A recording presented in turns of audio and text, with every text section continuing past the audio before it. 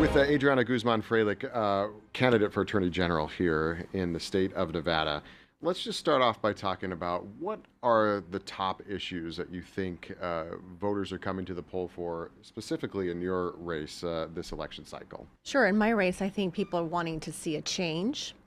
They want to have their attorney general be present. They want to make sure that their attorney general is tough on crime. And they want to make sure that their attorney general is going to protect Nevada and be Nevada centric and not worry about what everybody else is doing. I noticed on your website you talk a little bit about immigration, but formed from your own story. So tell us about that and how that kind of builds your stance on immigration and immigration enforcement. Sure. So I came to the United States at age 9 to Nevada, and I came on the 4th of July. From that day forward, I mean, there were fireworks in the sky as we came in, and my mother told us that those fireworks were for us because to welcome us into the country. And so from a very early age, I was very appreciative of this country, and I have taken full advantage of everything that this state and this country has offered me. And I worked very hard, and I do believe that hard work leads to success, and that's how I've lived my life, and that's what I teach my children. And but I also believe that I don't believe in open borders. I believe in closed borders, and I believe that the people that want to come to this country need to stand in line and they need to be vetted. And if you are a violent criminal, then you have to go. How would you change, or would you change, how the Attorney General, law enforcement in this state works with ICE or with the Trump administration right now when it comes to immigration? Look, I wouldn't change a thing because Nevada is not like Minnesota or California. Nevada has always worked with law enforcement, with ICE. When law enforcement has somebody who has broken the laws, they work with ICE, and they've worked very well with ICE. We're not Minnesota, we're not California, we're not New York, and we need to keep it that way. And that's one of the main reasons why I'm running, is because I love Nevada and I want to keep it the way it is for the next generation. I noticed on your website one of the things you talk about as securing the elections. There was just this recent survey that I got from MIT that said Nevada actually is doing pretty well, second in the country, at least according to MIT, for election efficiency, which includes security. I noticed you talked about ending universal mail-in ballots and having all ballots counted on election day. What do you see right now with the elections in the state of Nevada that you'd like to change, or that you think sends up alarm bells for you? Well, about a month ago, I was doxxed for being critical of our Secretary of State, because the Secretary of State has had time to make those changes. It only takes one vote, honestly, to win an election or lose an election. And there are plenty of examples out there of people that have lost by just a few votes. And that's all it takes. So when you hear the argument that there really isn't an issue, maybe there's a couple of ballots out there that shouldn't have counted, well, that's enough to lose an election. And if the Secretary of State is not able to have the checks and balances to prevent my personal identification from being uploaded into the public domain, then what does that say about our voter rolls? In this race, and you've seen, I'm sure, on TV, the commercials that are running, some of the people that are running for this office are going directly after the Trump administration. Is this race about the Trump administration, or should we turn the page from that and make it about maybe more Nevada-specific issues? Well, I think it should be about Nevada, because we need to make sure that Nevada stays the state that it has been. And it's been so productive and so great for businesses and for individuals. I mean, everybody's moving here, right? We want to make sure that we maintain it as good as it has been.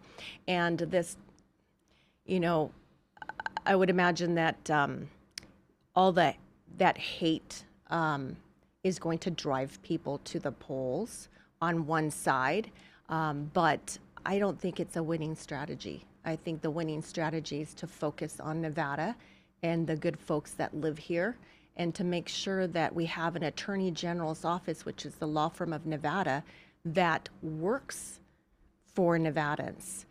I mean, unfortunately, I mean, it's an office that it's a political office, but it shouldn't be politicized.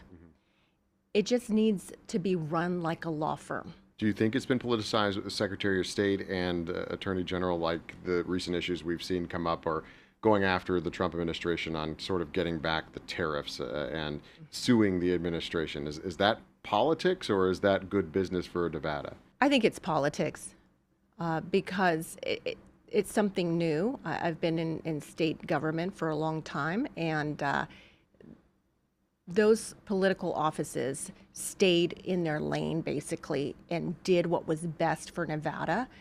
And just recently, it's just been politicized way too much. You talked a little bit about rhetoric in some respects, but you also on your website mentioned supporting the police officers, backing the blue, and the kind of anti-police rhetoric that's out there. How does one go about fixing that? Well, sure. I think there's been examples in the past. For example, former AG Laxalt, he was very close with law enforcement. He would have law enforcement summits where everybody came to the table, not just local law enforcement, but also on the federal side as well as tribal. And everybody came to the table and they talked about issues and what needed to be fixed, what worked. And that's lacking, and it has been lacking for the last 8 years. So as Attorney General, I would definitely bring that back and just get everybody in the same room, and let's talk about the issues that affect Nevadans. And if something needs to be fixed, then we can fix it together. I would think if you talk to police officers or law enforcement, they'd say one of the other ways to back them is to have tough sentencing for criminals. And I know you speak a little bit about how that's kind of gotten a little laxed in recent years with certain assembly bills and whatnot that have gone through. How do you look at tougher sentencing for criminals as Attorney General? Well, I think that the governor has done a good job with his crime bill that he just passed last November.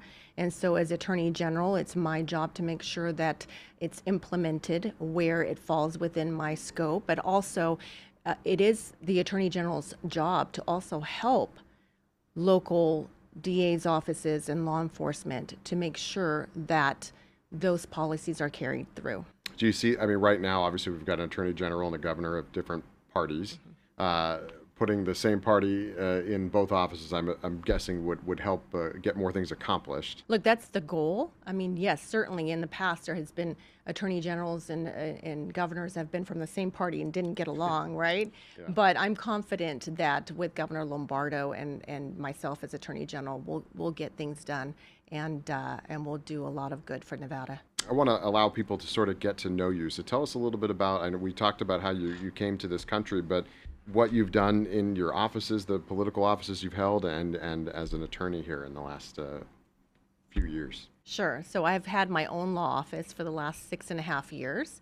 And before that, I worked for state and local government, including for former Governor Jim Gibbons, where I was his general counsel.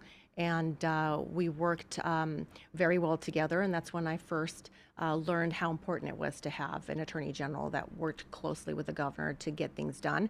I worked for the State Ethics Commission, prosecuting public officials and public employees that violated ethics laws, and as well as public utilities, the PUCN, and also with Gaming Control Board and Gaming Commission before going to the local government, where I worked at the DA's office as the chief district attorney and also as assistant city manager for our capital.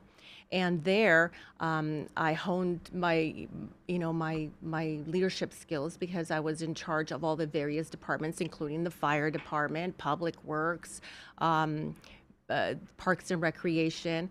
And so that's why, with all of that combined, I mean, I sound like I should be 120 years old with all that experience, right? But with all of that experience, it makes me, I believe, the most qualified person for the Attorney General, because the Attorney General represents many of those agencies, public officers, especially the constitutional officers, as well as helps in the local on the local level. If they need help, they can call the Attorney General's office. Anything else that you want voters to know about you as we wrap up this 15 minutes? I have been endorsed by the governor, and I'm also a co-chair on his initiative Protecting Girls Sports, and that's very important that we get that on the ballot and get it passed. Is that the goal there, to get it on the ballot so the voters have the decision to make? Yes.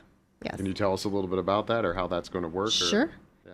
So it takes 2 times, so it has to go on the ballot twice. The first time will be this year, and then the next election, and it would basically amend the Constitution to make sure that under Title IX that we do not allow men in women's sports.